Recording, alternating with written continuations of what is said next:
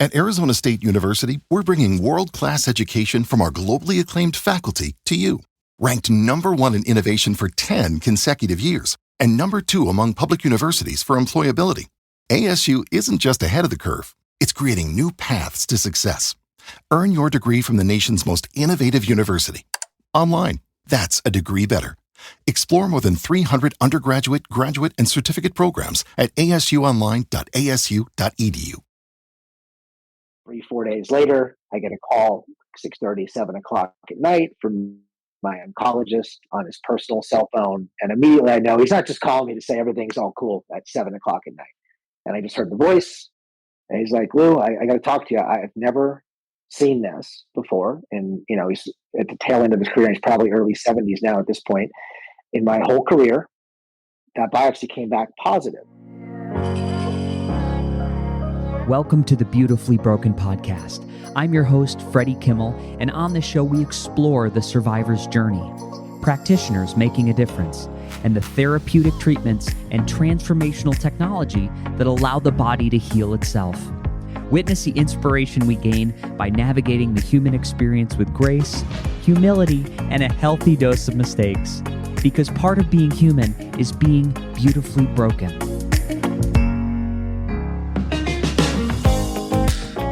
Ladies and gentlemen, welcome to the Beautifully Broken podcast. We're here with Louie Helmecki. Louie, welcome to the show. Thanks, Freddie. Thanks for having me. Excited to chat with you today about our similar stories and pathways. Yeah, me too. You got a Live Strong yellow bracelet on. Always do. Yeah. I have been. Lance is a polarizing individual with everything that went down, but I still think what he did for overall cancer, the awareness, the money raising for families, for research, for treatments for people, outweighs, the little extracurricular supplements he took when he was riding his bike in France for those years. This outweighs that, and I still support what he did to start this. Me too, man. My surgeon, as I was rolling into surgery for my primary tumor, he took his book and he slapped it on my chest. He's like, when you wake up, you're going to read this book and you're going to get through this. You're not going to die. And that's all he said to me. And I was like, it was literally like he handed me this golden glowing grail. And when I woke up, man, I didn't do anything for a day and a half, 2 days, however long. I think I flew through that book in like probably 24 hours. But every word, I was just on the edge of my seat. And I remember crying at times. And I remember being, I can't believe I have this book because this is what I'm going through right now. It was very special to me. And I have my long sleeve shirt on for people not watching this on video. I have a Live Strong tattoo on the inside of my arm. I think No way. Yeah. Okay. 100%. So he's definitely on my list. He's in Austin. I keep messaging him through Instagram. That would be great if you can get him on to talk about your story. If you do, I'm going to have to ride your coattails and say, hey, bro, can I come in and join the conversation? But I think the overall good that he did for the awareness, and let's be honest, love him or hate him, who gave a crap about the Tour de France before Lance Armstrong came along? Nobody. It's like Tiger Woods years ago with golf, other than some guys that golf. He made golfing cool. Lance made, riding road bike cool and made it popular, and people were following it and rooting for him. I don't care what you say, I think, and plus everybody else was doing it in that cycle era. So it's one of those things, but I think this stuff right here, I didn't go as far as the tattoo. I may have to get my first one and maybe I'll do something like that, but I don't have any tattoos, but I still wear this. I have extras. They break occasionally. I have a little back pile stock that I got before they were kind of turning them out from Nike when they were kind of getting out of that business. But yeah, I still support it. Amazing. I was going to say that I definitely had my share of bracelets. There's always this article that comes up in my mind when I see people canceling something online. They want to take somebody and, they want to absolutely destroy them and their family and just forget about them, put them in a corner forever. And man, if you wanted to look at some of the stuff like Ford Motor Companies invested and funded in through World War I, like not in a cute way with literally the Holocaust. Like these are people that funded like some of these camps and some of the literally like built the ovens And I'm like, I had no idea where money was changing hands. And now these are American companies, but it's before the conflict really got going and started. So I think if you want to dig deep enough, I mean, you can find dirt or malice or a shadow on anyone. And for me, it's the black and white cookie of the universe. This is what it is to be human. People have a light and they have a dark. And the people who never deal or talk about the dark, they scare me the most. Yeah. Yeah, it's they bitch about Lance because, like I said, he took some extra supplements there. They're in the Tour de France, and meanwhile they're driving an Audi, a Mercedes, and BMW. We all know what they funded in the Second World War. So it's crazy. Some of these companies, and especially in the society that the last, let's say, 5 to 10 years of the cancel culture, you do one wrong thing, and some stuff is just honest, and some stuff is just, hey, I screwed up, I made a bad decision. Yeah, 100%. And then they try to burn you down for it. 100%. I'm always aware of it. I'm cautious of it. I try to be non-polarizing as I can. And usually I will start out most podcasts and I'll say that, whatever this guest offered forward in their moment of transparency and raw honesty, it doesn't mean I hold all those opinions as my core values, but I'm making a space for people to speak. So I want to transition to that, Louie. And I want to talk about your cancer journey. And I'd love to, I know we can easily, I'm sure you could talk for 4 hours about your story and the nuance and the details, but I'd love to hear about the time before you were diagnosed when you first realized something was off or something was wrong. Yeah, so I'm going to lead this with, this is the first time I'm talking this in depth about it, only because you went through the similar diagnosis, surgery, all that. I've touched on it in some other podcasts that I've been on for my business venture. I'm sure we'll talk about it. If we don't, that's okay. I touch on it briefly. And the reason I don't dive in, I'm open and honest about it, but I don't, and I've said this before, I don't lead with it. Being diagnosed with cancer 3 times doesn't define me. I don't, you know some people, and it could be the worst thing that possibly happened. That they have a little skin ball. Oh, I have skin cancer. It's like, oh, I had cancer too. I had cancer too. I'm like, you and I know what it's like to have a huge scar from the xiphoid down to lower pubis and not having, normal function going on down in the bowel area, healing, and your complication with the bleeding you told me about was crazy. And, there's different levels, and there's people with, terminal brain cancer and way worse than what we've had. And there's all levels, and I don't let it define me. And I talk about it. I'm open, but I don't lead with it. And it's not the only thing that I am, because I have a pretty damn good life otherwise, other than those 3 little hiccups I've had over the last 22 years, 3 or 4, no, actually longer than that, 26 years now. So we'll get to that. So I'm 45 years old, and it started when I was 19. So obviously it was testicular cancer. So you had the similar situation. You felt the pain, you feel a lump, it felt weird. You felt like you got kicked there. You just turn a little bit and like, oh, it felt like somebody gave you, a shot. You were playing a sport and got hit there. Just get it checked out. Ultrasound, 19 years old. Most likely this is what it is. Common for that age. And that's what it was. So I had the surgery, had the orchiectomy, had it removed. And that was that. Tumor markers, beta HCG, alpha fetoprotein, all that stuff was kind of normal. Luckily, it hadn't spread to my retroperitoneal lymph nodes, my lungs, and my brain, which happened to Lance. Happened my lymph nodes and lungs. We'll talk about a little bit later. I think that's what happened to you. And I was fine for, let's say, 3 years. When I was 22, started feeling like crap, feeling off. I was still going to get my checkups, my scans, that first 5-year period with everything. You got to stay up on it. And I just knew something was off, went there. And when my oncologist comes in the room, and I actually asked my parents to go to that appointment, usually they wouldn't, it was just quick blood work. I was 22 at the time, just go in and, my scans, everything's cool. I just knew something was off. And then when the oncologist came in with his wife, had a different look. It wasn't, hey, Louie, what's up? Hey, how are things? You just knew, because I knew something was probably going to be said. And then came back and my tumor markers were elevated. So that led me down the path of, okay, let's get the scan now and let's see where things are. And then it showed up some spots in my retroperitoneal lymph nodes and my lungs. And then I went down the whole pathway from that. I would love to know, for people that aren't aware with, testicular cancer is very unique. I would tell people that in 1975, if you were diagnosed with testicular cancer, it was often terminal if you caught it too late, because they didn't have the chemotherapy agents that they do today. And it spreads very quickly. It's an aggressive tumor. So I'd love to know, and there's a bunch of different type of cancers. I'd love to know what type of cancer you were diagnosed with, specifically like a seminoma, non-seminoma, and how the progression of disease dictates what chemotherapy regimen you were going to do? So it was germ cell tumor, non-seminoma germ cell tumor. And, the first time around with the orchiectomy, there's no spread. There's no tumor markers. Tumor markers were not elevated. There was no reason to do anything. And then when the spots came back in my lymph nodes and lungs within that first 5-year period, is always the waiting game with a lot of cancers, no matter what it is, came back spots in my lymph nodes and lungs. And then think you went through the cycles. Did you go through the cycles of bleomycin, etoposide, and cisplatin? So I did 2 chemotherapy regime. It was etoposide and cisplatin. I always say them in that order, EC, even though it's a lot, the acronym is often CE. It's etoposide and cisplatin was what I did. I did 4 full rounds. And basically for people at home, what chemotherapy, it's every single cancer is different. So I was basically in the infusion room for 5 hours a day, 5 days in a row. And then I would take 2 to 3 weeks to recover, and then I would start another cycle. And you really needed those recovery weeks. And so you were doing bleomycin, which is an agent that primarily helps with the lung mets, the lung metastatic tumors. Yes, but it also causes some lung damage to this day. I have a little pulmonary sclerosis and, things. I think that's why Lance did not opt for that, because he wanted to get back onto the bike. So he switched it up a little bit. So yeah, I did that. So I did the 4 cycles of that. Mine was a little different. I was 5 days in the hospital. We did inpatient, just kept me there because it's a long infusion. It's a long, yes. You're there for a few hours to get into chemotherapy. It's not just like, oh, I go. Bleomycin was simple. It was more of a push. I would go in on the off weeks and get that done.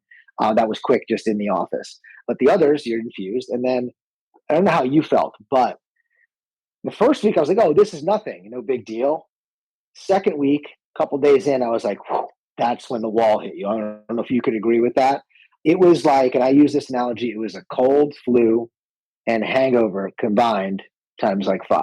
It was the worst, at least 4 days of throwing up, sick, weak, nauseous, that spacey feeling you kind of get when you get a head cold. And I have one a little bit now coming on. My whole family got it.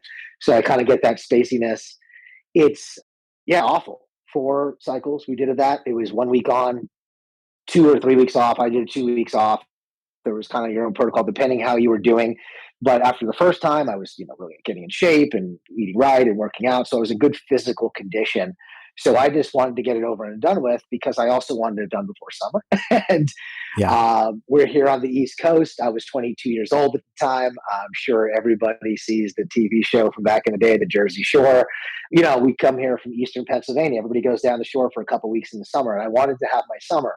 And if I did the 4-week cycle, it would have taken me to still getting infusions at some point in June. So I finished up, I think, right at the end of May, beginning of June, had like a month to recover. Then July and August hit. It's beach time. And I still was like drawn out, looked like crap, no hair, but at least I wasn't having to go to the hospital and all that stuff. Yeah. But yeah, it's different. Some chemotherapies now, they have the cold caps. The hair I didn't think was going to fall out. It didn't after the first week. The second cycle, that's when it started to fall out. So then I just buzzed the hair, kind of like how I have it now. I just took it a little lower. What's your experience that you've? Yeah, I mean, again, back to the, the severity of the cycle, I would say cycle 1, I was like, okay, I can hang, I didn't feel good. But I would say it was cycle 2, 3, and 4 where, I couldn't get off the couch, just really nauseous, didn't feel like a human being. I looked terrible. Mainly, some of the steroids that they give you while you're doing the chemotherapy, which nobody really talks about, the adjunct drugs that are going to make the chemo tolerable. So to bring down levels of inflammation in different areas, like my face looked like a bowling ball. If I look back in my pictures, like it was just a round bowling ball. And it's really interesting how the structures change throughout that. The other thing, when I went through, I was dancing 8 shows a week. I was in New York City, doing a show. I was ripped. I had like an 8-pack. And by the time I got done with that 4th cycle, I had so much body fat. My movement was down, right? Because you go through the period, they're like, don't go outside, don't go to the store, don't go to the gym, don't touch anything. You don't have an immune system right now. There were a couple times where my treatment was delayed because I went neutropenic. Like they're like, you have no immune system right now. It reminded me, it's been so long since I talked about this, the shots that you get that stimulate your bones to start making white blood cells again. I forget. It's I can't think of it either. I know what you're talking about. Oh man, what is that called? Think of it. Somebody in the audience is like saying it from the car right now. They're like screaming. Yeah, they're like, saying it right now. They're saying it. They're an oncologist or they work in the oncology field and they know. Yeah. It. Yeah. some of those things, like my bones hurts. Like I hurt in the middle of my bones, aching pain. I still remember this awful feeling. I was like, oh my God, this is a powerful, powerful drug. What's ever happening right now? But what it allowed me to do was get back on schedule. And, you know, because you're watching, I don't know about this. The other thing I was always doing, I was watching my numbers. So when you do a cycle and then you come back in 2 weeks, sit down before you start the next cycle, we'd sit down and we'd look at my labs. So we're looking at like alpha theta protein and BCHG, I think are the markers we tracked for me. Yeah. Maybe a luteinizing hormone. I don't quite remember. So if I'm off on any of these, sorry. Those are the ones. Yep. Okay. Yep. Yeah. My brain still functions pretty good. So we're looking at, I'm watching the numbers crash, right? Like we're going down, and I think I got to my third one and my numbers were 0. They were normal. And I'm like, I'm cancer free. I was like, we don't have to do the chemo anymore. And they're like, no. That's not the way this works. We're like, you got to make sure it stays down. Yeah. You got to make sure it stays down. So in the fourth round was just brutal. I always say, did you ever, if you watched E.T. and when they find E.T. when he's not been picked up by the ship and he's get washed up in the river and he's just white and like just, it looks like a dead piece of flesh. That's kind of what I look like. And I just felt like that. Yeah, very pale. Not like I'm the tannest guy. Yes. Yeah, not like I'm the tannest guy to begin with. I look nice now because I got the light on me and everything, but the skin tone, you just look that grayish, pale color. And it's the first week I'm like, oh, this is nothing. Hair's not falling. I feel good. I could do this. I'm going to be okay with this. And yeah, sure enough, then the second, third, fourth, and it's rough, and then it takes a while to come back. But yeah, it's not fun. And that aching is what I talk about, flu-like symptoms with it. So when I said it's like the flu and a hangover kind of sickness, that aching, you have that deep, like when you have the flu real bad, you're sore everywhere. And that's what you're talking about, your experience with it. It was just not fun. But yeah, it worked. My levels came down. And for the listeners that don't know what beta HCG and alpha beta protein are, they're typically markers for pregnant women. When guys have them, you typically have a certain form of cancer, and primarily testicular. There's a few others that those will spike as well. But guys aren't supposed to have that. So there's women like, oh, my beta HCG was high. That's good. Well, yeah, if you want to be fertile, have a baby, and you're pregnant. But when you're a dude, you don't want to have high alpha beta protein and beta HCG. It's a tumor marker in guys. Yeah, that's right. That's right. So when you're going through this and you get through your 4 rounds, and then what? So you're 22, you make it into the, you're qualifying for Jersey Shore. You look good, you feel good, you're ready to rock out over the summer. Well, I didn't look good. I didn't feel good and look good, but I was functional and didn't have to be in the hospital, and I could have fun with my friends that year at the Jersey Shore and Ocean City and Maryland and whatnot. But so yeah, everything was fine. They talked about an RPLND after. They talked about it before. I opted not to because I still had the lung mets. So it was like they had to do something. So the RPLND is something called the retroperitoneal lymph node dissection. I know you know it well. I'm just talking for the listeners, where they basically cut you down from your xiphoid, which is the bone right below your chest bone, right before it gets soft, and then right down to the lower pubic area, around the belly button. They open you up. They put your guts, literally your small and large intestine, in something called a gut bag. It's a medical device. You could buy it. They put it in the bag. They throw it on your chest, and then for the next 4, 5, 6 hours, they clean out all of your lymph nodes on the backside of your retroperitoneum, which is your kidneys, and they go around all the vascularity, but they have to get the intestines out of the way. So all that connective tissue, and they clean everything out, throw you on top. And literally they sat here. I don't know if you know this, but for our surgery, did you know that they kind of put them right on top in a bag and staple and hold them above the chest for most surgeries and not clean around them? I do. And I love that we have a guest on. Not only have you been through testicular cancer multiple times, but you are in med tech, you're in medical sales. So you actually know the apparatus. Because I say that in stories, and I've had people say, no, that's not, they don't put your guts in a bag. And I was like, no, this is my surgeon said, we're going to put all your intestines in a bag. And then I'm like, how do they disconnect them? They're right. connected. 100%. They're still connected to the main plumbing, but where they kind of hang out in the abdomen, they put them there. And I know this especially since I've been in the urology world the last 5 years in the med tech space. I was in GI oncology for the first 12 years of my med tech career, and then the last 5 have been in urology. So I have a lot of urologists that know the surgeon that operated on me at Sloan Kettering. They trained under, they talk about it. It's funny because I'm there to talk about one product, or we're helping them through another procedure. And then they just ask me, because they don't see a lot of people post RPLND. It's either 4 or 5 years, 1 year, 2 year. They're like, they just see you in the quick follow-ups, and then they're out of their fellowship and on to the next one. And where they're at now in the community setting, a lot of urologists don't do that surgery. It's one of the most major surgeries, if not the most major surgery that they can perform. And if you're not going to do a lot of them, you're not going to do that. You're going to make your bread and butter on BPH, stones, kidney cancers, things like that. You're not going to just I'm going to start doing RPL&Ds for the one you see a year. It's a pretty major surgery. So yeah, they put it in the gut bag. They throw it right on top. They clean you out. They take all the lymph nodes out, and then they put you back together again. So I opted not to have that. I eventually had it 13 years later, but I opted not to have it at the time. It was 2002. Surgery wasn't quite perfected, nerve sparing, all those issues you could possibly have with it. Not only ejaculatory, not only erectile issues. It was just other complications. I decided not to have it, did the chemotherapy, would look at some of the data.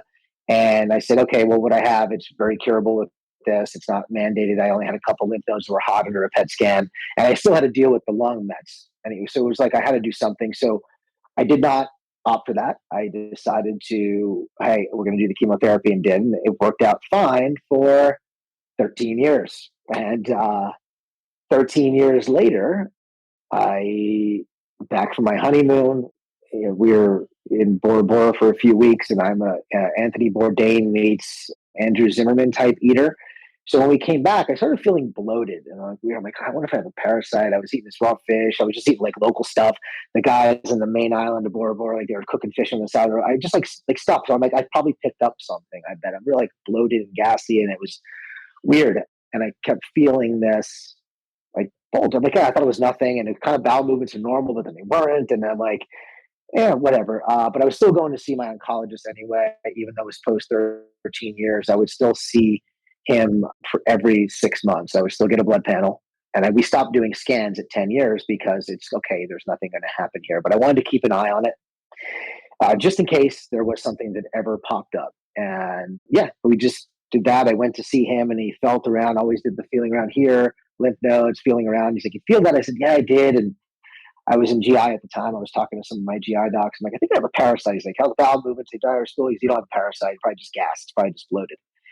Sure enough, did a scan. They found this 9-centimeter like fluid filled cyst in my retroperitoneum that was adhered to my kidney. So it looked like a cyst, like a lymphocele or something. It was there. I said, okay.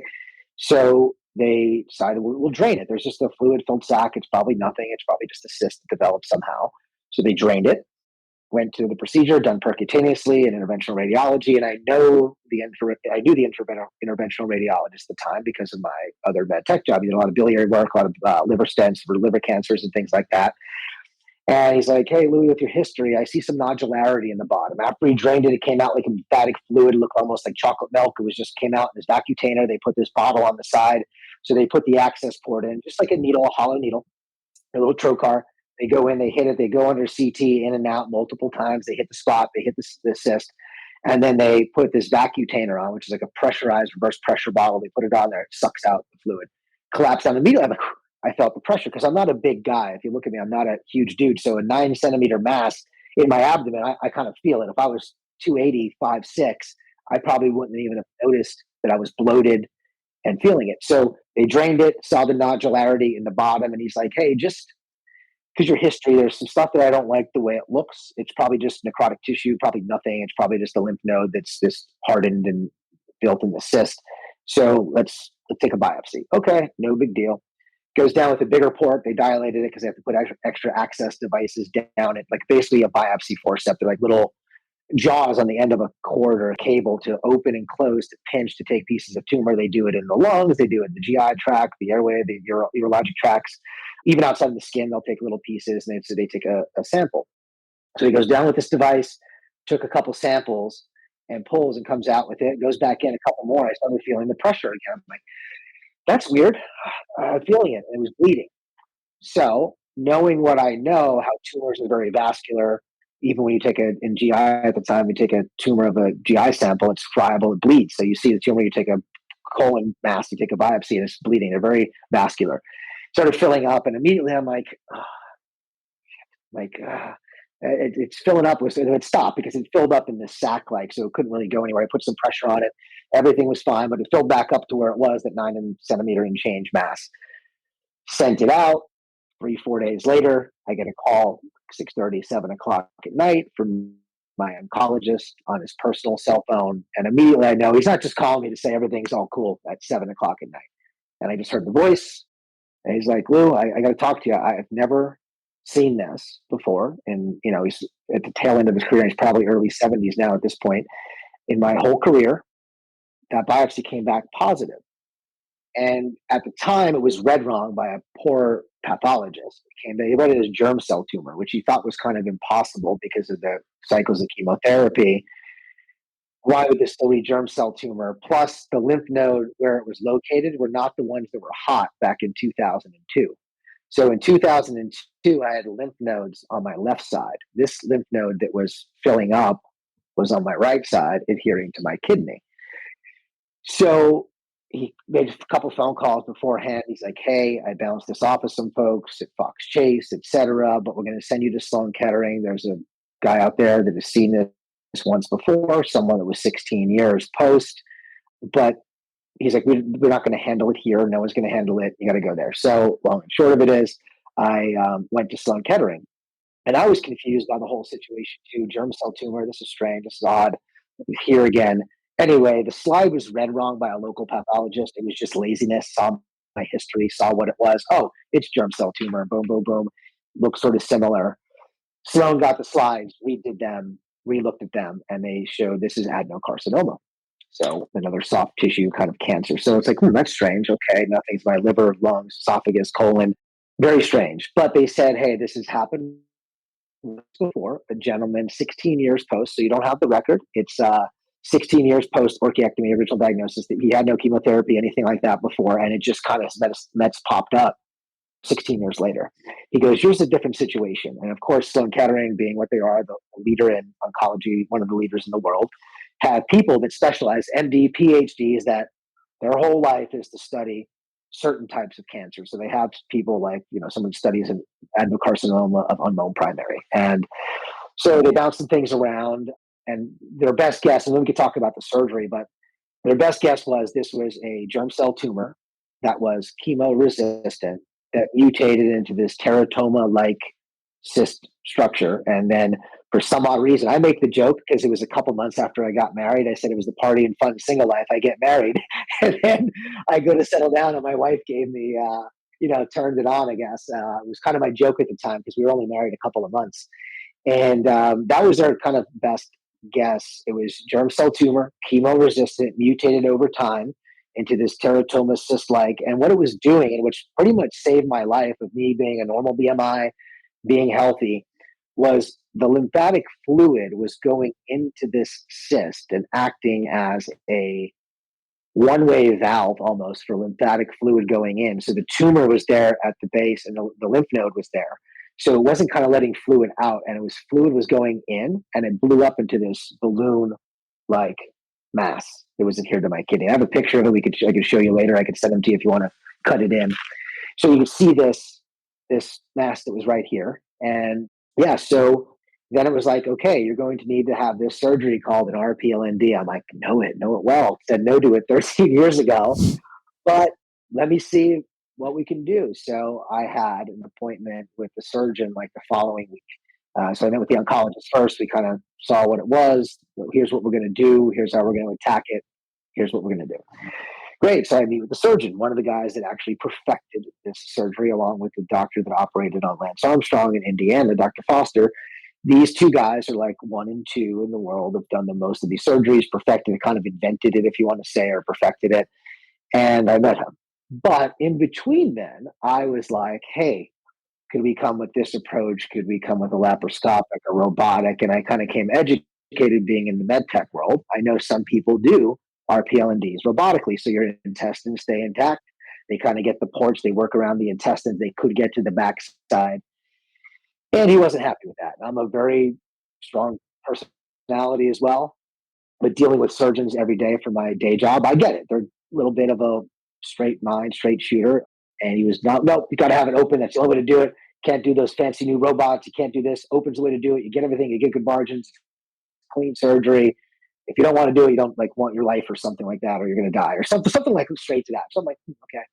So then I left that office and said, all right, told my wife, I said, yeah, we'll get this done. So I called some friends. There's a big robotic company out there, the number one robot in the world. I called some friends that work for them and I said, hey, who's the biggest slinging cowboy that could do this type of surgery? So in the med tech world, we get a lot of calls sometimes from people in California. Hey, my aunt needs to see a urologist in Scranton. Who would you recommend? Who would you send your dad to? Or something like that. You get these calls. Or who's doing this procedure here or whatever it may be. So I found a couple of people. I talked to people all over the country, either by phone, send the records and the scans. The rep would talk to the surgeon. It was kind of all like non-consult kind of based. There was a guy in Philadelphia, so I could drive to him. He's a big cowboy, kind of operates crazy. And then all of them said the same thing. And even Dr. Foster, I talked to his office and him for a little bit. And then they basically said, opened the way to do this. Even the robotic guys are like, I could get there with the robot. I can get out what I need to get out. But your mass, I want to make sure I have good margins. If it's adhered to the kidney, you may have to get a nephrectomy. There's a lot going on that you may have to get opened up anyway.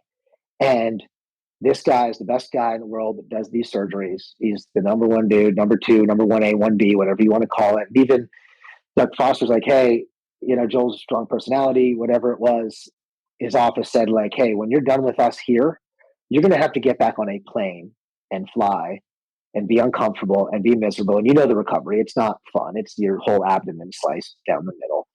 So I went back and I talked to Dr. Scheinfeld at Sloan Kettering and I said, I'm back. Let's do this. Let's sign up. And he's like, oh, you need your research, kind of made a joke of it.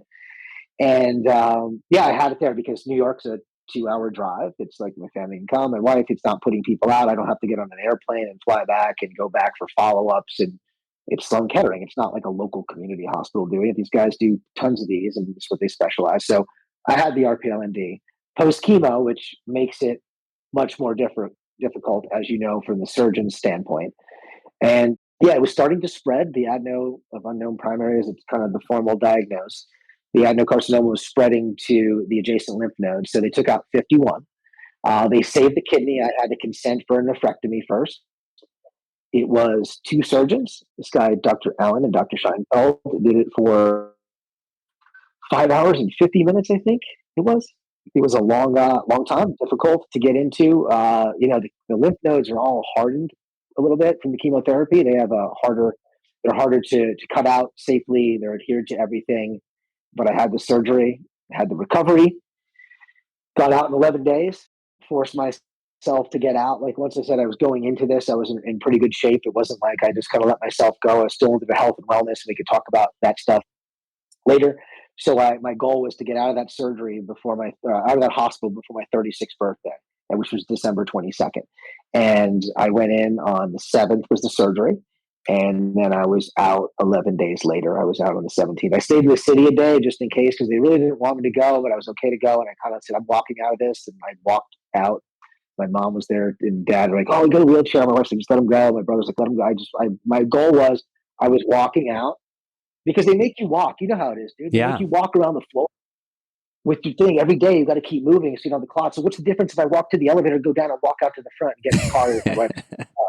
Like I'm just trying to negotiate at this point. I'm like, it makes no sense. Make it make sense. I can walk around the hallway all day, but I can't walk down the hallway into the elevator and out? Yeah. What are you talking about? So they let me walk out. They had to walk with me, of course. And I said, I'm not looking to go by myself. I'll wait till I get off of your property so I don't fall and it's on your watch. I get the whole legal issue, but I'm not getting put in a chair. So got out, stayed in the city a night in a hotel because I just didn't want to be in a hospital. Came back, and then 4 weeks later, 5 weeks, I went back to work. Looked like crap, was drawn out. The weight you lose post RPLD, you're not eating right, and we could talk into that experience. But and then knock on wood, now it's been 9 years. It was in December. Amazing. Louie, I want to timeline some of this. So your reoccurrence was when you were 22, and that was 2002? Yes. And so your reoccurrence was like 2015? 2015, yeah. Started in October, started feeling bloated, got married in August. September, October, started feeling this bloat, this weirdness going on for a while. And I thought I just kind of had something. And then I was diagnosed mid-October, late October, out in Sloan first week in November, bouncing things back and forth around the country for, 2-3 weeks, talking to different surgeons, different people. weighing out my options, thinking about, okay, I'm going to be doing something in the next, before the end of December 31st of 2015. It's like, what am I going to be doing? Yeah. And then I went back. Yeah. Yeah. I mean, I applaud you for, your tenacity and kind of following your gut with this. I mean, the only thing I have to share is like, man, I think back to the 26-year-old me. I don't think I questioned anything. There were a couple things I did put my foot down on. They wanted to give me a port for chemo. And I, like you, I was like, I want to be able to go to the gym. I want to be able to work out while I'm doing therapy. They did intravenous chemo, and it was brutal on my veins. So every single day they'd hit a vein, do the chemo. It was brutal on my veins. I mean, my veins, I don't think they've ever really come back, but I opted out of the port. They don't. But everything else, I didn't know anything about anything. I was so scared. And I did have a wonderful medical team at University of Rochester, Strong Memorial. Great. Again, talk about big swinging cowboy. Dr. Ganesh Palapatu was my urologist, and he was incredible, man. He was incredible. My RPL&D was 8 hours. He was, my parents were like, he was toasted, Freddie, when he came out. They're like, he looked like he ran a marathon. He was like so out of it. But I'd be really interested just to, again, pick this apart for some people. There's a lot of people that I've had 3 or 4 people reach out in the last 6 months that are going through testicular cancer. And it's one of those things. You can always do this thing to monitor closely, monitor with scans. Just talked to a kid 2 weeks ago, which in retrospect, when they got in and they did mine, it was necrotic. They cut everything out. They sent the tumor to pathology, came back. It was all dead, but it was all burnt down like a little marshmallow. There's no way to know without taking it out that there couldn't have been a cell or a modified tumor cell that was resistant to the chemo that wouldn't one day turn into ... So that, the choice I made, I think, again, I wouldn't change it. But my complications from surgery were arguably, worse than my cancer. I mean, I was 5 surgeries of lysis of adhesions and small bowel obstructions from scar tissue and terrible pain for over a decade. I mean, terrible pain, not able to go to the bathroom, neuropathy down my legs. You're talking about the ability to like retrain your penis after they cut through all the nerves. And like you, I signed a form. They're like, as I'm 26, they're like, what am I signing? Oh, we might take a kidney. Well, what's this one? Oh, you might not ever have an erection again. Oh, what? You'll probably not have kids. You're just signing things, and you're like, you're trying to be calm and be positive as you're going into the procedure. I mean, talk about, I really would question that timing around those forms, but it felt off to me. Was yours, when did you have it? What year was yours? It was 2006. I started treatment. Okay, so the nerve sparing was not out. So that was before the nerve sparing. So when I came around, nerve sparing RPL&Ds are out. So they spare the nerve. So the ejaculatory erectile issues are kind of a non-issue. Yeah. But in 2002, I was the same way. And that's, I'm like, no, I'll take my chances with the chemo. And like you, I did IV chemo. I didn't do the port. Yeah. And then, of course, the veins are scarred. Even when I've had blood work dozens and dozens of times. And obviously what I do now is my side project. Even when the girls are like, oh, you can feel the scarring. I'm like, it's not drug use. It's the chemotherapy. It's the blood work. It's the multiple venous access. Because they could feel that. Good IV nurses can feel 100% like scarring on. Yeah, from the damage to the veins in the AC area and forearm where they would put it. Yeah. People always comment when I go and because I'm pretty low body fat right now, and I have veins and striations everywhere, and they're like, why can't we see your, why is it hard to get a vein? I was like, chemo. That's one thing that's never really come back. Although I do a lot of things to train the vasculatory and circulatory system. Most recently, I've been doing the Saga bands, which are Bluetooth blood flow restriction. And I do notice an improvement in vascularity and the quality of my veins in my arm. So I'm kind of stoked to have this guy on from that company and interview him. Obviously, I knew nothing about sauna, cold plunge, detoxification, lymphatic support, none of the therapies like the pulse electromagnetics or IV therapies any of the time I'm doing anything to do with cancer. And that's always the big question. People are like, oh, you're like, you did all this stuff to cure yourself. Absolutely not. Did as much chemo as you can do, did this retroperitoneal lymph node dissection. The tech and all the things I talk about are what I use to return my body to full functionality, to regain full quality of life, the ability to poop, just so the podcast knows, I have a wonderful erection. Yeah. All the things. I just want to put that out there to everybody. I mean, all joking aside, it's like, I'm really proud of all those things. It's like, I know these things that we talk about in this world have regenerative properties, but the worlds that we're talking about right now, they don't meet. Like, the surgical center right now, they are not going to have, you're not going to get out of surgery and do like a Flopresso. You're not going to get out of surgery and they're not going to put a red light therapy pad on your scar to accelerate healing. Or, they're not going to show up with a shockwave after you've had a tendon resection and like go through and blast and change the pliability and blast the calcium out of that tendon. There's no overlap here in this like really cutting edge shit. And right now it's just more, it's triage, which is not bad. It's great. It's life-saving. But I want the worlds to start communicating together. I would love that.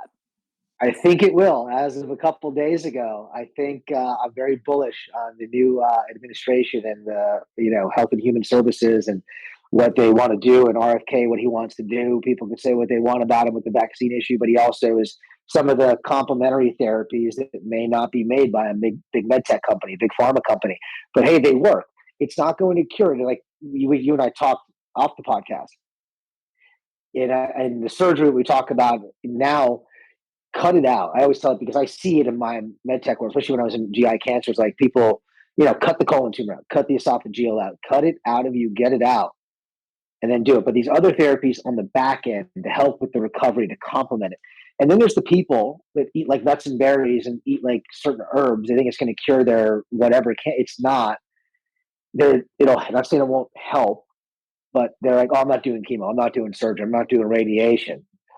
But I think eventually, and I think in our lifetime, we will see it, and definitely in my kids' lifetime, where the alternative stuff, and alternative is a terrible word. I hate it's the worst. Because it's not, because people think, oh, it's just like another option that we have. It's quack stuff. It's quack science. And trust me, there is that quack science out there. People like, eat this root of this vegetable only on the second Tuesday when the moon is full and the energy from the moon attracts to the earth. Does it? Stop talking stupid shit. But hey, red light, oh, it works. We know it does. Pressotherapy for lymphatic drainage, all that stuff, it works. IV, high dose vitamin C, things like that to complement it. I think all has its place, and I'm hoping over the next 4 years, no matter what political side you lean on with the other foreign affairs stuff, but the Make America Healthy Again movement, or the additives and foods and chemicals, I don't care if you're left, right, center, or whatever. Everyone should want that. Like, I don't think it's a political. I tend to generally, there's not politics on the podcast, but I don't think health is a political issue. I really don't. I think that it's everybody's. This is the thing. You never have to. There's no legislation that has to happen. There's no permission slip to take radical ownership of your health and your story, and those are the big things that I think it's so easy to get caught up in story, and then to also just reside to the, what it is to be healthy. Like, you have a responsibility to understand your circulatory system, your lymphatic system, to be in touch with the body. I waited a long time. I found a primary tumor, and then I found a primary tumor in August. I waddled and dragged myself into an emergency room in November. I should have been more responsible, but I was like, I don't like doctors. I don't have time for that. Life's going on. I'm like, I have a little pain in the testicle. So what? I just didn't listen to the signals that my body was giving me. And as a result, my life has been very different now. I would not change a thing. I think it's my superpower. I've learned so much, and I'm able to guide and facilitate, really as like a wellness concierge for people, because I've been through Lyme and cancer and mold and all these different surgeries, and then putting the body back together. It just gives me a unique area of discernment, just like you have a unique area of discernment as someone who works in med tech. I'd love to, where are you at today? Like, you went through cancer 3 times, chemotherapy, a retroperitoneal lymph node dissection, and orchiectomy, which is removal of a testicle. Yeah. What should we title this podcast, by the way? I'm like, 2 guys, 2 testicles. You have 1 testicle or no? Yeah. And I have the artificial, which I always talk about. It's funny. I just joke around about it. Because when you're 19, you're still out there on the scene. Like, now, if it happened, I'm married. I'm like, God, just leave it out.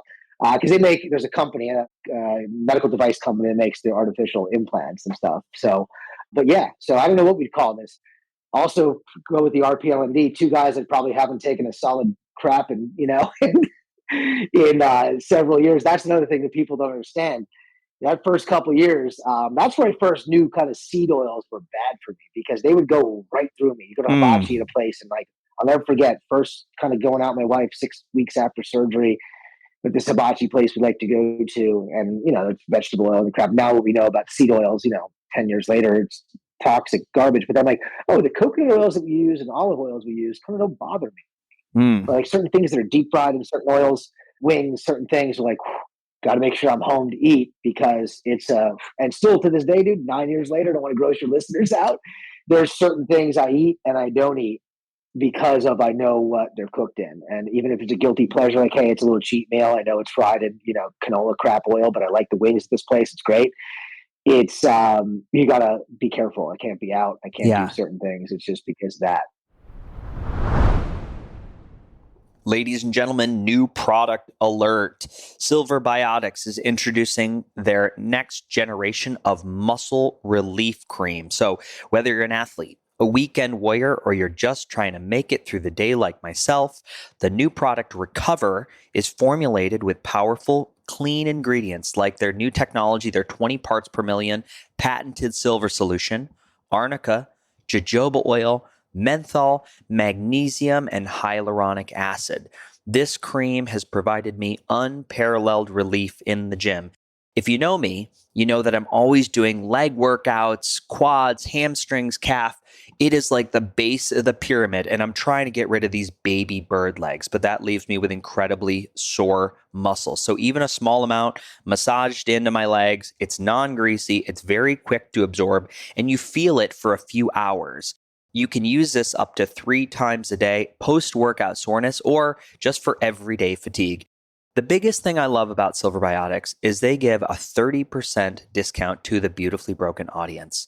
You are getting this stuff at cost. So to keep moving strong and keep moving, try Silver Biotics Recover. I love it. You can use code Beautifully Broken in the cart, and let's rock and roll.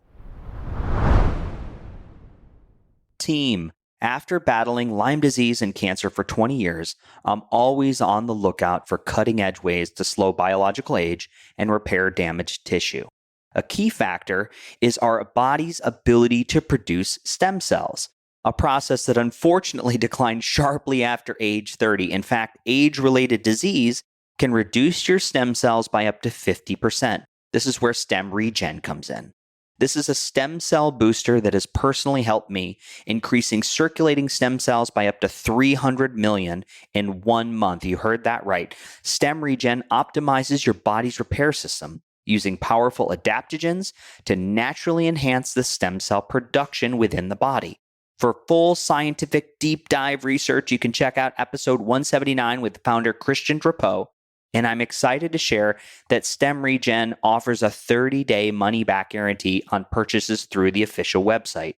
You can use code BeautifullyBroken for $30 off your first order. Let's go, let's grow, let's repair. Louie, do you ever, I'm just super curious, do you ever look at things like, have you ever done like a functional stool diagnostic or a Genova test or looked at the quality of your microbiome after going through chemotherapy? I have done company Viome. You ever hear Viome? I know company? Viome. Yep. It's yeah. So I've done that, and then I forget the other one I did. That's the fun part. Tell your listeners, when you do a stool test, you have to get your own stool, and you have to catch it and scoop it and send it. You do. Yeah. Yeah, it's not the sexiest. It's like, oh, what is it? Like, you just go there and like, what do you do? Like swabbing them? No, it's a stool test. Well, what do they do? Well, you got to, poop the thing and you got to scoop it out. You got to put in a container. You got to send it out to the lab. Like, oh, my own? I go, yeah, you do. It's what you do, but you want to know about your insides. So yeah, I've done it. Surprisingly, it's not really unhealthy. It's actually pretty good. Yeah. I'd have to look at the results again. I haven't done it in probably 4 years or so, but it was pretty decent. I didn't do it immediately after, obviously, because this stuff you're saying wasn't kind of out in 2006. None of this stuff was. And even with the chemotherapy in 2002, like peptides or certain peptides that would protect your lungs from the bleomycin and lung toxicity and things like that. Copper peptides are one of them. I would have taken, sub-Q copper peptides to kind of help protect the lungs a little bit more, but it wasn't out. Didn't know about it. And still in 2025, people aren't talking about it enough in the allopathic medicine. And I never want to bash it. I never bash it. It's my livelihood. I see a lot of good things. It saves lives. But I think the other stuff that you're into, that I'm into, has to, like you said, meet at some point to work together and realize it's not always about profit and big money and big med tech and big pharma. Because some of this stuff that's kind of cheap / free, inexpensive, and I know it's not insurable billing, but people need to understand our body's a vehicle. When you take your car for an oil change, brake job, tires, air filter, that's not covered by insurance. But if you smash it into a guardrail slipping on black ice that's all over the place here in the Northeast right now, it's, your insurance covers the bigger stuff. So people need to realize, and there's got to be some sort of way, and it's way above my pay grade and way too hard to think about from a global or a national perspective. But there's got to be a way for it to make it work for what we have in our traditional medicine. And then I don't know what do you call it? I say complementary therapies. I don't really call it alternative because that gets that weird vibe to it. Yeah, I'd say complementary medicine, lifestyle medicine. Yeah. Anything that lifestyle is another one I use. Lifestyle medicine. I would say anything that I got to give a big shout out to my girlfriend, Cynthia Pacluda. She just got through her boards for her lifestyle medicine certification. So she's rocking it ready to go. Okay. Yay, Cynthia. I know. You start your own practice there in Austin. Nice. Dude, well, I mean, Billy, that seed is planted many, many times. I know. Now I got medical under my wing, under the roof. Yeah, we talk about it. I think I talk to so many business owners, and it's so hard.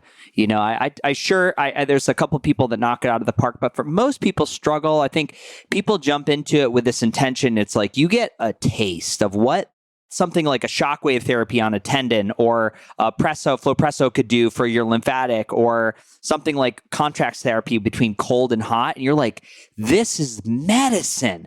And you get so stoked. And you're like, I'm going to open a business. I'm going to help. And not everybody shares your passion, or they haven't all shared your experience. And there's something in that transition from the idea to a business, which I wish people would slow down and truly think about. I have friends killing it and they have no problem. They're like, oh, we're waitlisted. We don't need more clients. And it ain't through Facebook ads.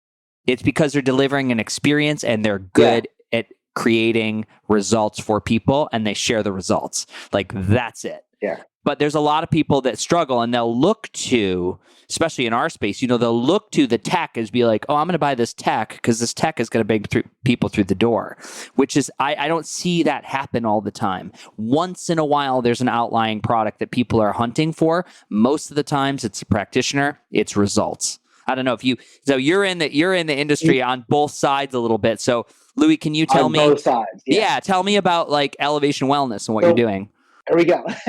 So this is a business I started about 3 years ago, still holding down my kind of W-2 day job because, one, I'm not a healthcare provider. I'm like you. I've been eyeballs deep in this world for a long time. I know a lot about it, but I don't have NP, MD, all that stuff after my name, but I know a ton about it. So I have a physician, nurse practitioner, a bunch of nurses that work with me. Soon to be a second physician coming on board, MD. Yeah, so we put the plan together. I was going to do some franchises, and they weren't kind of good fit of restrictions you wanted to do, like some of the IV kind of recovery center type franchises that are out there. And then I was going to this place for a while doing IV vitamin drips, NAD, things like that. And then, he's been around forever and helped me with the process, connected me with some folks, connected me with a couple of physicians, and one like the guru of peptides and NAD in South Carolina, Dr. Craig Conover, got connected with him, went down to his office for a few days and kind of got the protocols and put this whole thing together. So we do IV vitamins and, vitamin drips, custom drips. We do stuff like Plaque X, which helps with phosphatidylcholine, which helps break down arterial plaque, methylene blue, NAD, lots of NAD, peptides. So peptides been in this weird area the last year. FDA said no. Are they banned? No, but you just can't do it. Oh, why? They're on like this naughty list of not well studied. So FDA compounding pharmacies that make real medications could make them, and then I took them off back in October. Like overnight, they added a bunch back now, so we're back in the peptide business again. I see that. Yeah, and they're supposed to be releasing more. They said there was a notice like, hey, out of the 10 or 11 they put on this naughty list, they released most of them except like 3 or 4, and then they were supposed to release more, and then the election happened. So they're now it's kind of in limbo. I'm hoping they do it. I hope they just open it wide to a lot of different peptides, because peptides are just nothing. They're short chain amino acids that aren't quite proteins that signal the body to do XYZ, whether it's fat loss, cognitive enhancement, muscle recovery, healing, repairing, BPC 157, TB 500, things like that. So we do peptides, but we also have a whole, we do the medical weight loss. We have the compounded weight loss GLP-1s. We have the branded, we get Wegovy pens, Ozempic pens, all that stuff as well. You see a consultation with our nurse practitioner or physician online or in person, depending where you are. And then we do a lot of recovery. So we have red light panels, we have sauna, we have cold plunge, we have lymphatic drainage, we have the Pagani machine. I know you're a flow presso guy, but That's we all have right. very similar. Yeah. It's not a Normatec. I know it's not Normatec. It's a true lymphatic drainage suit. Yeah. And then what am I really missing? Oh, hyperbaric. I'm trying to think. I'm like, oh yeah, we just brought a hyperbaric chamber. I'm probably going to bring PEMF in. I'm kind of toying around. Our mutual friend, Jimmy Martin talks about the higher dose stuff. Jimmy hooked us up. Like the lower, not lower end ones, like that's saying that's lower end, but I mean, there's like stuff that's $5,000, $4,000 and stuff that's $40,000 for PEMF. And it's like, I have a business to run, cost, money, ROI. I'm also in Wilkes-Barre, Pennsylvania, so I'm not in a hotbed of Austin. 100%. So you got to kind of weigh things out. Yeah, so I have to kind of figure out what we're going to do with that. If we're going to do kind of like a basic one that's still going to provide some value, but not going to, make me, it's like cost of a new car, I guess. Mm. So we're doing that. And then we're looking to do some more. We're going to get into hormone replacement therapy. My nurse practitioner is going to be running that program. I have a physician, another one that's coming on board is going to do some of it.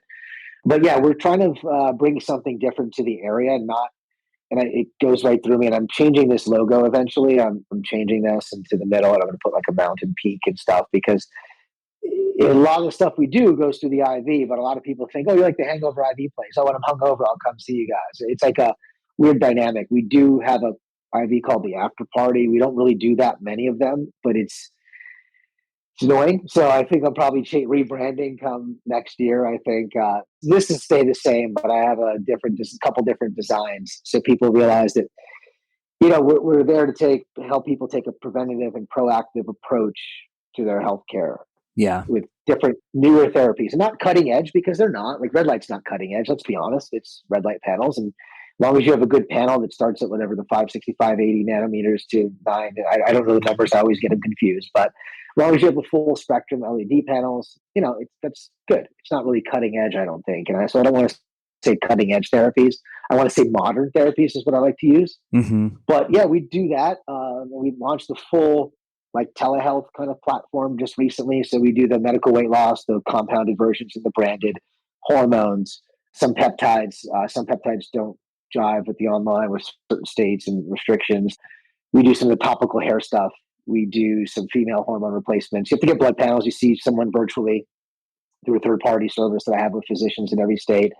So we're growing. New technologies that I want to bring in, I don't know. I know you and I will most likely talk a bunch over the next year here, and you're in the forefront. Yeah. So when you have stuff, hey, Louie, I got something for you. Check this out. There's so many. I really into this stacking like 2 or 3 things and just having a dictated experience. Like I would have something for pain. Like I'd be like, okay, we got a tendon. The tendon's creaky and achy. It's got a lot of calcium in it. How are we going to move that? How are we going to initiate I want to say the inflow of stem cells to that area, how we're going to move out the debris with lymphatics, and then how we're going to really change, what is the mechanics that's driving energy not to flow through that joint. So there's a 1, 2, 3 that I think you do for pain. There's one for weight loss. There's one for skin health, but I think if people aren't if you come into a clinic in my brain and I look at, you've got 20 things, well, I don't want your staff spending 45 minutes guessing with me on what I think I need. I'd rather meet your body on where it's at, and then we'll probably peel away other layers. I would love to ask you, Louie, what are some of your favorite peptides that you just see be so impactful? Because I love Craig Conover, and he's definitely, I love that you did training with him. I mean, I don't think there's anybody better in the world, arguably, from his body of work and experience. I'll connect you guys if you want. Yeah. 100%. Let's get him on the show. Yeah, I'll connect you guys after. We'll talk offline. Yeah. 100%. So my favorites it was sermorelin, which is a growth hormone, secretagogue, releases growth hormone, signals the pituitary to release a little bit of growth hormone. It helps you sleep better, but it doesn't help me sleep better. I have sleep apnea. I have a mask I sleep on. I just do too much crap. My wife loves it. She sleeps great on it. We have so many people that sleep great on it. But it's good for lean muscle mass. It's good for leaning out. You will get some fat loss with it, soft tissue repair. That's a good one. But one of my favorites, I'm actually on it now, is testosterone. So testosterone is also another growth hormone releasing peptide. Both of these are actually FDA approved as medications. Okay. They have FDA indications. But testosterone, you're going to lean out a lot more. So guys, we always kind of hold it here. So I notice I lean out a little bit, lean muscle mass. I don't notice I gain as much muscle mass with it. And growth hormone peptides are not growth hormone. So if you think you're going to get jacked by the growth hormone that you bought from the guy after the gym in college or high school, it's not it. It's not going to like, oh, I didn't gain anything from it. You will gain muscle mass. You have to work out with it. They're more of a natural based treatment. So it's not growth hormone like guys that took HGH and you walk around and you see them a month later, they're huge. It's not the same thing. It's a growth hormone releasing peptide. So it signals your pituitary. So I like testosterone because I have a nice lean muscle mass built up. I lost a little bit. Guys are always could lose. You guys are always want to lose a little bit of body fat around the abdomen, just how we are. That's one of my favorites. BPC is a classic. BPC 157, very good healing anti-inflammatory peptide. TB 500, there's some pharmacies now doing blends of thymosin beta 4, thymosin beta 500. It's great for healing, recovery, soft tissue. There's another side of it.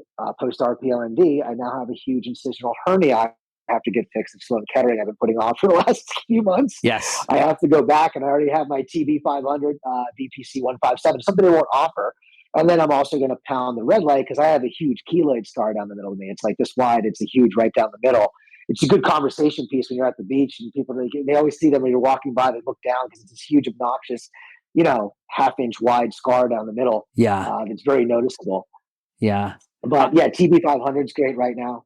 But yeah, those are my kind of favorites. I've played around with some cognitive ones like CMAX and Solank, and they're okay. But I think NAD, I like, me personally, the best for that light switch is on. NAD, I think, does that for me, and that's different on a peptide. Yeah. Have you played around with them? I have, it's so funny. I would just say this to anybody listening, because this is another one. I get a lot of questions in my DM on Instagram. A lot of people message me, Freddie, I want to be on peptides. I want to do peptides. And I love peptides, but it's like I am a fishbowl of either really clear, clean, glowing water, or I am a dirty tank. And if you inject really expensive peptides into a dirty tank, from my experience, the results are minimal. And I hear this all the time from people. I did that. I tried that. It didn't work. I didn't get the results. I was like, well, what's your hydration like? Are you moving and lifting heavy things? What's your nutritional profile? Tell me what you eat in a day. Write down your last 4 meals for me. And a lot of times I'm like, well, dude, you must be inflamed, just by eating that. And then the other one I would love to see people do, I'd love to have a much clearer picture on what's going on in the gut, because some of these peptides can really flare histamine responses. And Dr. Grace Liu talked about that with me. And she really talked about something as simple as a high-dose bifido strain that will lower your histamine response in the large intestine. And Louie, I got to tell you, man, I take a lot of probiotics. There's one probiotic that's ever changed. I am so thin right now. It's called Bifido Maximus. And it's in the Beautifully Broken store. There's a code, Beautifully Broken. But I got up to 4 pills a day, and literally my middle, it went in. And quality of bowel movements, everything. I do that with a thing called Gut Repair from Mother Earth Labs. And it's like the most beautifully formed stool and consistent, the best I've ever had in my life. And this is in the last year. I mean, it's really wild. Wow. Okay. And so I think you change that environment. My long answer is shift the environment if you think that could be an issue. Like a lot of times it's people reaching out with brain fog or Lyme or mold, and I think they can play a role, but you got to be guided by a physician or a doctor who knows what they're doing. Don't get these things online because you can. And really you will get the return like exponentially if you invest in somebody who can look at some of these bigger pictures before you go start spending a couple grand on peptides and they do nothing for you. So and I hate when that story gets perpetuated that they may be good or may be bad. I was like, well, what was your sample set? What was your N1? What were the other cofactors in that experiment, which we're very unaware of in America? We want to treat these things like drugs, and they are a drug. And, when we look at the results of something, it's like how many other cofactors are leading to this good or bad experiment turning out the way you want. You could have not said it any better. So when I say we, meaning the team, the nurse practitioner, physicians, the people that come to us that, or the clients that are seen by them, we say the same thing. And I always tell people no, because if you're going to come in and spend $500 on a couple peptides, and I always use the analogy because there's a Chick-fil-A up the road, a quarter mile, and now there's a burrito place next door. I'm like, if you're just going to go buy a couple $100 here, you're not really exercising. You're going to go to Chick-fil-A and get like 3 garbage processed chicken sandwiches and, not really do anything for it. The peptides are like the fine tune at the end of your healthcare, your wellness venture of, okay, I got my sleep right. I got my diet eating clean 6 days a week. I still have my cheat day on Friday or Saturday with the pizza and whatever it may be.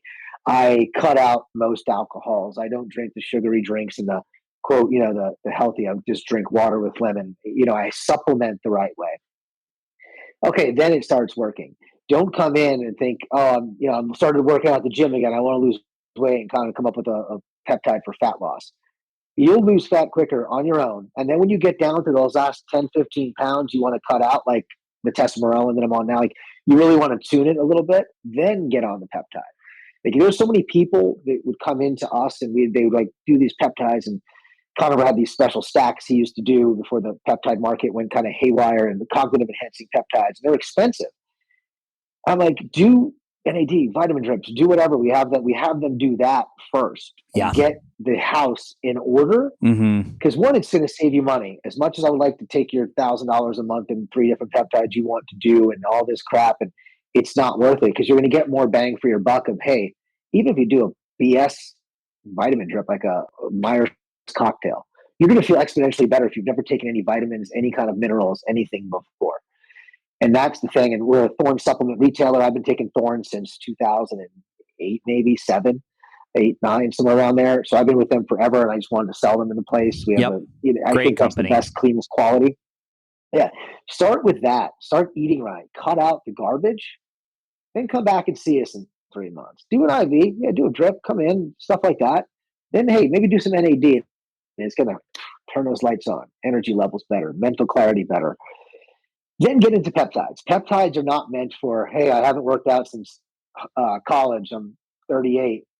I'm looking to get started. I come here for Sermerel and growth hormone peptide, and I'm going to go to the gym tomorrow. I'm just getting my new membership. It's not. That's the best way to say it. I'm glad you said it. Yeah. No, I want to frame it for people. And the only caveat I'll say, now I'm going to contradict myself, is that, some of the GLP-1 antagonists, the semaglutide or the trizepatide, the peptides that are for weight loss, now I do see those, if you want to kickstart weight loss, I do see those be quite effective.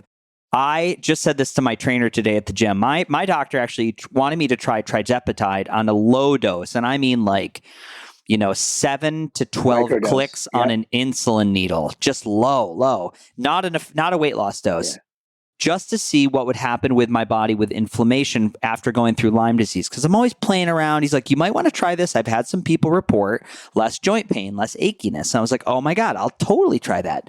The first dose, I didn't sleep for 4 days and I didn't poop for 5. I mean, it stopped, you cut intestine, you change your transit time. I mean, dude, I could feel my intestine close like an hour after I shot it, this little dose. And I didn't sleep for 4 days. And in my nervous system, it doesn't matter if I do 2 clicks on the insulin needle, it does not like it. And the other thing that I pause over is the amount of people that are not looking at the deep data. The data on those weight loss drugs, a lot of the loss of weight is from muscle. And if you're not pushing weight, if you're not involved in a gym program, you really got to be cautious. You can't just shoot this thing and it's not a miracle. So we're having this thing that slows down transit time of food. We're already undernourished because our food doesn't have the same nutrients. And now we're going to eat half. For me, I think in 10 years, there will be a cost to pay from this. And that's all I say is you can't bypass the rules of nature. That's it. That's my soapbox. Yeah. With that being said, here's how we do it differently. And people don't like it because everybody wants the quick fix. Yeah. So in-house, you have to see our nurse practitioner. You see her, we do a full blood panel on you to see if there's any underlying conditions. You technically don't have to in a lot of places. A lot of physicians don't. They will do a full blood panel. We use LabCorp for it. We do a full panel, see what's going on, making sure everything looks good. And there's some people that she has had to say no to. They didn't realize they're diabetic or pre-diabetic, and like, hey, we can't manage. You got to see an endocrinologist. Your A1C is like 8. Like, do you not notice anything different in your life? So there's a couple, and then there are. We have to, after you do that, you pass the blood work. Okay, now you're going to go see our dietitian that we work with. She doesn't work for me. She works with me. She started out at the same time, and she was using my place for a bit. We have a great partnership. She has 3 dietitians now that work for her, and they're dietitians, not nutritionists, but they also do in-body scans. So every 3 months, you go, I know it's not as good as a DEXA, but it's kind of close and convenient as you're going to get. So initially, you get a scan. You get meal plans. You kind of follow along with, her name is Brooke. You follow along. She gives you meal plans. You could do her app. You could switch over to her full time if you have insurance. If not, she gives you a very deeply discounted cash rate to pay if you're a client of ours. We do a scan, and then they're on the GLP-1, branded, unbranded, for 3 months. Then they have to go back. And before they can get filled, they see Allison. We do another blood panel, make sure everything's looking good in the blood, making sure you're following Brooke. You see the meal plan, everything good. And no, yeah, you're getting the in-body scan. And some people actually get fatter. They lose weight, but like you said, it's muscle. And Peter Attia talks about this in his practice when they were doing it. People were losing some muscle. So yes, you're getting way less, but you're getting your body fat percentage went down a little bit too, but it's actually higher to the ratio to your muscle than when you started. We've only had a few people where that kind of happened to, and then you have to dial in the diet. So Brooke will give them a new meal plan. And then we will be like, okay, we'll give it 3 more months. Let's see if you maintain the muscle. You're going to have to work out. We also give workout plans. She's a personal trainer, and we have connection to some gyms that we connect people with. But a lot of people already were in the gym kind of getting started. But we make sure the muscle stays there. And if not, at 6 months, we're like, hey, sorry, we can't do this. It's not going to work for you. It's going to be more of a problem losing muscle for you. And we only had 1 or 2 people kind of not go along with it. We talk about the protein. But I'll sure as hell tell you, there's a lot of people that don't like the way we do it in-house locally. There's some local places that'll just kind of, oh, how are you doing? Okay, you're overweight. What's your BMI? Cool, here you go. And here's your compounded version, or here's your script to go to Rite Aid. Well, that's not in the commercials. It's not in the ads that I see, for during every single football game. It's just, there's no conversation around that. They show people, having fun, playing pickleball, playing cornhole, stab themselves in the leg, and then they're back to life and they're just thin. Yeah, so we do that differently, knowing it, because I was reluctant to bring these into the practice. My NP wanted to do it, my nurses, people want to do it. Yeah. And I was like, no, I was an old school guy and I had a different mentality of it. And I was like, screw it, shut your mouth, move a little more, eat better, have some willpower. But then some people, talking to Dr. Conover at one of his Zoom classes he had for his provider network, talking to my medical director, talking to other physicians that I know from my med tech world. And they said some people, they all kind of said the same thing. And even my medical director does it in his own primary care practice. Like, some people just need that jump start where they could get that first 10 pounds off, 15 pounds. 1,000,000%. Oh, I could do this. Yes. And then their mentality is like, hell yeah, I'm going to the gym. And some people need that jump start. So I'm like, okay, if we're going to do it, we have to do it, a certain way. And technically, I'm not the healthcare provider here, so I always have to tread lightly, but it's also my business, my money, my capital. And I said, hey, if we're going to do this, so my NP and my medical director kind of went back and forth with some things, and we really made it a little more robust than other practices. But people love it that are with us. And then we also get them off of it. That's another thing too. Other places locally around me have these people on it in perpetuity. And they're just like down to their weight, and they have their dosing or maintenance dose. And we've had some people, we titrate them down and they go down and eventually get off. Some people cut cold turkey. One of my buddies said, I just got fine. He gained like 3 pounds back. And that was like 7-8 months ago. Yeah. So everybody's different, because he also altered his lifestyle, because he was used to eating less, eating better, and it became his new norm. And so now it's like, I didn't gain the weight back. But if you're going to stop that and then go back, like the Chick-fil-A analogy, go up to Chick-fil-A and go get, a couple waffle fries, chicken sandwiches, and a shake, back to that routine, it's going to eventually creep back up. So that's our program. I know the muscle thing is huge, and it's funny you brought that up, because I didn't think of talking about that. But a lot of people don't realize you're losing muscle. And as you get older, you need that muscle more than anything, because it gets harder to put back on. Yeah. You really got to I might have to connect you. You might have to carry Saga bands, the blood flow restriction bands, because, especially some of the women that I've talked to personally that are over 70, I mean, just guns, Yeah. jacked, and just it's unbelievable. I think it completely is occluding, and I'm a novice on this. It's completely occluding venous flow into the muscle. It's partially occluding arterial flow. Arteries are deeper. That's right. And so it's allowed, the workload feels way more intense. Like you could be pushing, 45 pounds on a sled where I'll normally have 8 plates on. I could have 2 pounds on and I can barely do, 12 reps. So there's not that strain on the tendon, but the muscle belly is getting this crazy workout. And, I think it's a 30, 15, 15, 15. You get this amazing hypertrophy. And this is like a $500 device, which. Yeah, I would love to learn more about this. Yeah, we'd have to talk offline. I'd definitely love to learn more about this and see how it works, your experience with it. Yeah. They're great because you don't need, again, if you're in a hotel room, you don't have a weight, you could curl a soup can, if you had the BFR on, and you get this crazy hypertrophy. Yeah, it's a really, anytime I hear the program and I'm hearing what you're doing, and then my brain is just like, oh my God, they got to add this. And then this would be so great because this could be a home rental thing. You don't need to come in for this, right? You could really amplify these results. Really cool. Yeah, we could talk offline about that. That's interesting. But yeah, so that's my venture. So I got into this space is because of, the cancer that you're always looking for an edge, looking to prevent it, looking to see what I could do to minimize potentially getting it, a fourth time or whatever it may be. Yeah. And then one thing led to another. And then I said, there's nobody doing this in the area. It was closest place was like an hour or so away.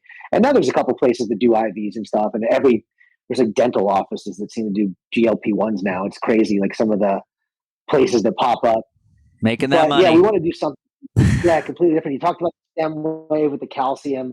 There's a lot of chiropractors, certain ones that send to do more than just crack the back. Chiropractors, we're not into that whole thing, but there's a couple that are actually active release. They're almost like physical therapists, but they have a chiro, so it's like a little hybrid. Works well with some of those. They talked about stem wave. We might bring that in. I have a call. I've been back and forth with the company with stem wave. You ever hear of stem wave, the actual company? It's STEM. So they're all the big trade shows that I go to with either, and I go to Flowpresso or AMP. I know everybody. I get to try them all. I get to hear the pitch. I get to see, they've got this great projected ROI. I think they're very similar. And like you, I would always just be aware of where I'm at. What is my financial market at? Does my economy support a $100,000, $75,000 device? Maybe not. Yeah. So it just depends on where you're at in the country. Yeah. I tend to pause around those numbers unless I've got a really wild practice that has great inflow, or if money's not a thing to me and I'm independently funded, I don't care about money. Yeah. Then I'm like, oh, well, go buy that one. That's the one you want. Yeah, exactly. No, that's something we may look at as another alternative kind of therapy, complementary therapy, stem wave. We may get into that. Don't know yet. We don't know where it's going to go. It's like I said, it's always evolving, and there's new stuff. As you know, you've been in this world more than I. Kind of your main kind of world you live in now. But yeah, we'll see where it goes. Like, so today, Louie, going back to the conversation around cancer and oncology and really early detection, like, do you have any pillars that you're trying to hit every year? Are there things you're testing for aside from the normal blood markers? Are you doing any of the early liquid blood biopsy tests or doing any scans like a Pernuvo or an Ezra scan to kind of see what's going on in your body? I might do a Pernuvo. I haven't done one of those yet, other than just the traditional labs and stuff that I get from Sloan, the chest x-ray, the MRI every year, that whole deal. I'm at 1 year program now, so we do MRI. So we do the whole scan. I'll probably never give that up for life just because of out of caution, just in case something pops up, and being an adeno unknown primary, you just never know if something's going to pop up. I haven't gotten into any of the liquid stuff yet. I know there's some companies out there. There's some other places doing these, they say it detects 200 different types of cancers. I don't know what the specificity and sensitivity is on some of those yet. Yeah. But that's the problem. Like, detect it. Oh yeah, it's like a 12%. So it has 88% chance it's not going to if I have it. I don't like those odds. So I don't know the liquid biopsy stuff, and knowing of that from my med tech side, and there's a lot of companies out there that are getting into this. I think it's good. I don't think it's quite there. It's my opinion. There probably is. If there is something I don't know about, I can't learn everything. I have 2 young kids. I have a job I do, a wife, a business, and I'm busy. So I can't read and see everything. But I might start getting into that stuff, but then the problem is, dude, then you get it and it shows something and it could be a false positive and your mind's going crazy. Like I'm part of a study at Sloan that they do and genetic component study to it. And the whole panel, all this, they said, do you want to know about anything? I don't. Yeah. Yeah. I might one day. I don't, because then what happens is you're going to be stressing out over, oh my God, this risk of like, this coming in a 10% chance. And when am I going to start getting forgetful that, dementia may start setting in? And I don't want to deal with that. Yeah. And it's just me. I may think differently about it, but I don't do any of those BS, online genetic screening things and of like to find out, and then you see what's happening with all that data now in 23andMe and other companies. And Yeah. I don't do any of it. So the long-winded answer, I haven't done any of the blood testing yet. I haven't done any of the genetic kind of screenings for you're predisposed to certain cancers for genetic screenings. I have on file. Sloan has it all, and I fill out my paperwork every 6 months for part of the study and the data they need and all that crap I have to fill out. But yeah, I haven't. How about you? I'm in the process of interviewing all these companies. So I'm in this Okay. season. We're looking at a company that's coming out with a liquid biopsy test. I'm talking to multiple companies who do the full body MRI. One has a unique device. The other one is just using software on a standard MRI machine. And I think they're all great conversations. I think the more science that comes out about what it's telling us and what we're going to do with the information, the better. Right now, for me, for most people, it's very cost prohibitive because you're going to do it every year. You can't do one. Right. Yeah. You're going to want to check this every year. So most people in the US, I always forget what the figure is, but how many people don't have $1,000 on their credit card? Like 60% of America. It's a lot. It's a lot. So a lot of the things I talk about on the podcast, I'm always slightly apologetic. I realize people don't have extra money to do the maintenance on what is my human garage, my human car. But I think as they hit critical mass, I do think cost drops. I do think we find a test, the liquid biopsies, from my understanding so far, are showing like an abnormal methylation pathway. Not necessarily where. Could be pancreas, could be large intestine. And not every company gives you, what I mean. They don't give you all that data. They just say, hey, go get a PET scan, right? They're going to say, go get high resolution imaging, check this out. So, and from my understanding, it's 1 out of 100. So it's rare and it's not perfect. It's not perfect. If you listen to the marketing, it's the perfect test. Why wouldn't you do this? It's very alluring. Yeah. But if you're doing all the lifestyle things and you're really tapped into your body, if you're tapped into sleep, nervous system regulation, hydration, if you're moving weights, if you're eating clean, if you're having attachment with something bigger than yourself, I think you're pretty darn covered. I'm not saying you can't. I think part of life is getting sick. I really do. I think the best thing that have ever happened to me is as a result of cancer and Lyme and all these surgeries. But that's because of the education that came with dealing with those challenges, not that they were amazing. It's how I learned to handle them over a long, long time. But I think there's a lot of stuff out there. There's a lot of information coming really fast. And most people, I'm sure you feel this, Louie, as someone who owns and runs a clinic, they're overwhelmed with information. They're really struggling for a good guide or a good coach, which, man, I can count them on my left hand. When people ask me, I'm like, here's you can go to this guy, you can go to that girl. Other than that, I'm sure they're great. Good luck. Yeah. Everybody is different. Like what works for you may not work for me.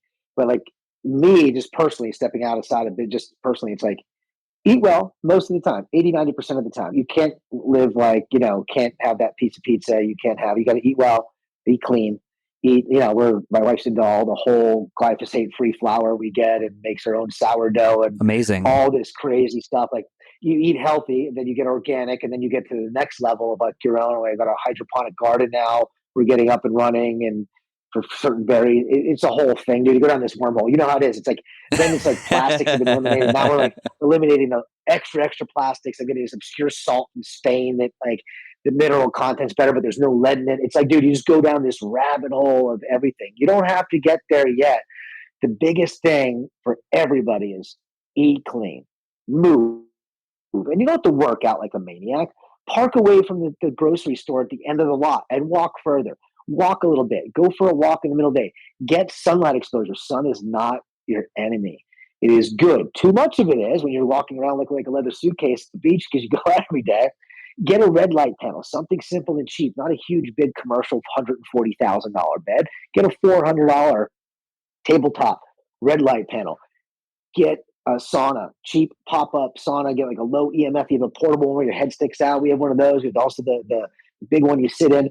Heat exposure, hot showers, cold showers, cold plunge. You don't even need to be a big, huge commercial $4,000 plunge.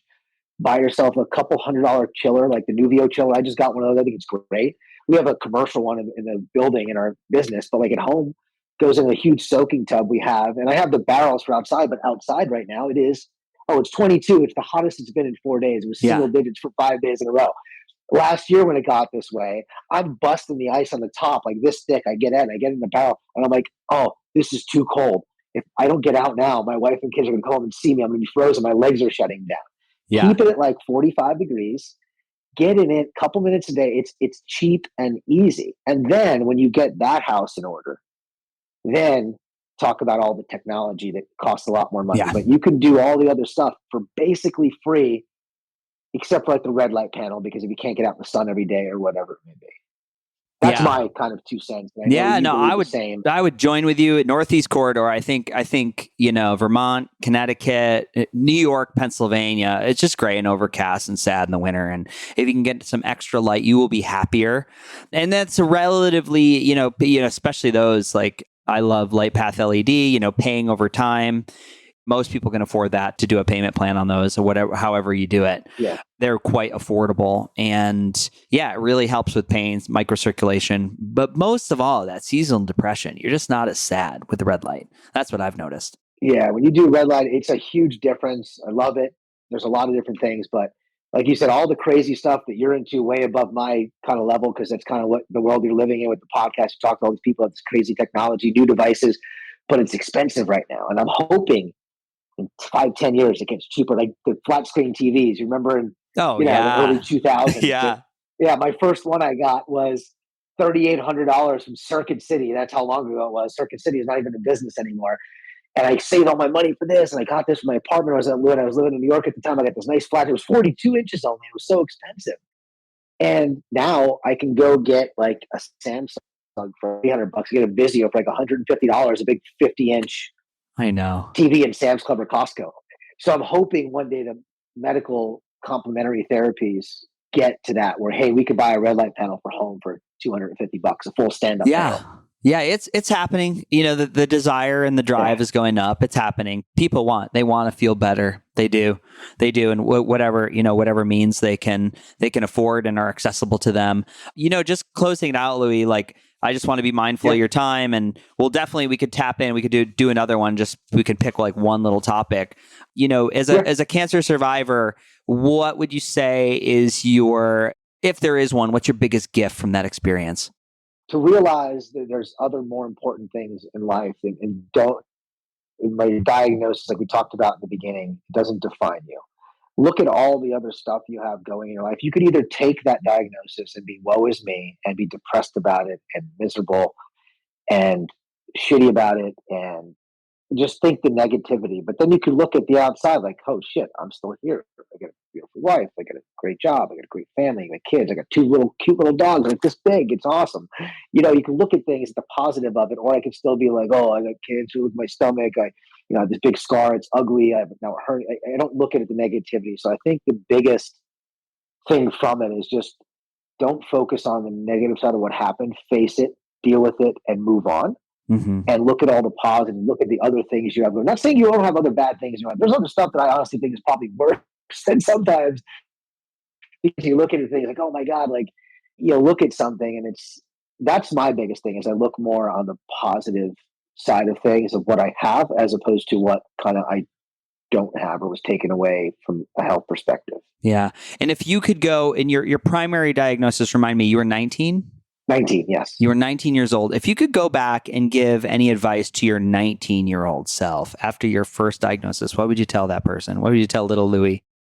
I would say start a complementary med tech company that offers red light, sauna, cold plunge, presso therapy, and get at the forefront of this. So when people back in 1999 are wondering, what the hell are you talking about? Red light? What are you doing?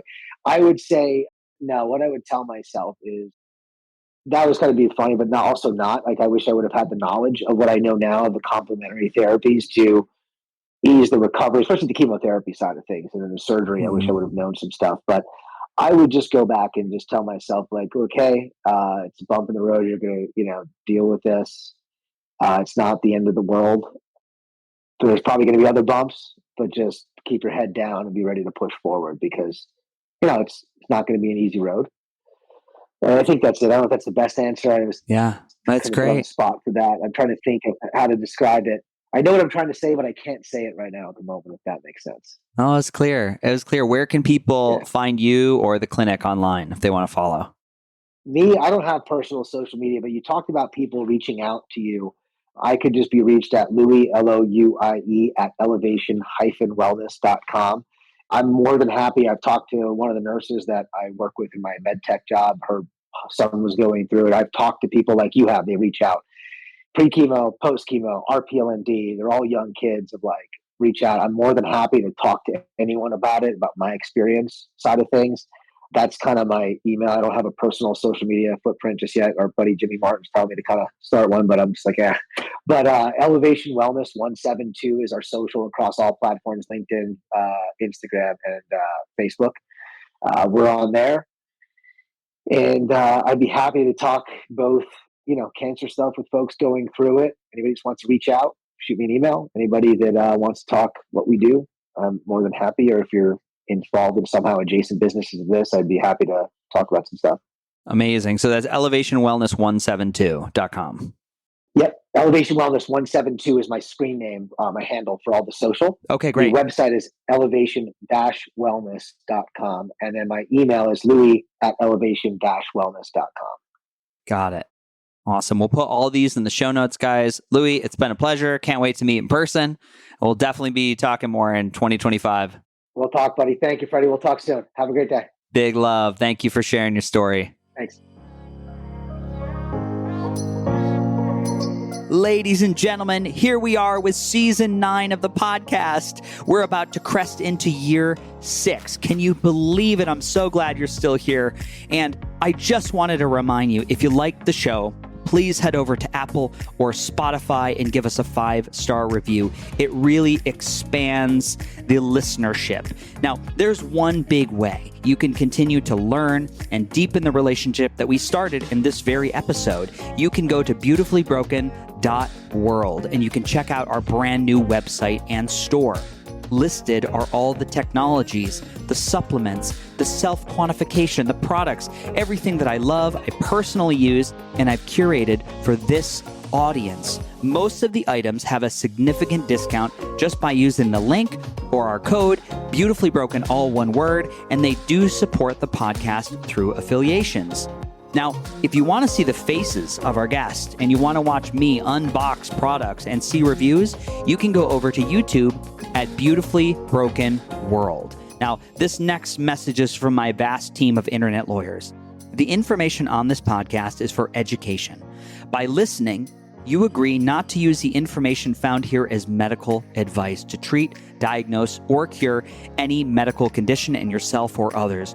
Always consult your guiding physician for actual medical issues you may be having. Now, in my closing, we are truly in a paradigm shift. We need you at your very best. So use these conversations as a jumping off point for further exploration. Always listen to your own body. And remember, while life may be painful, how we put the pieces back together is a beautiful, beautiful process. I love you so much. I'm your host, Freddie Kimmel.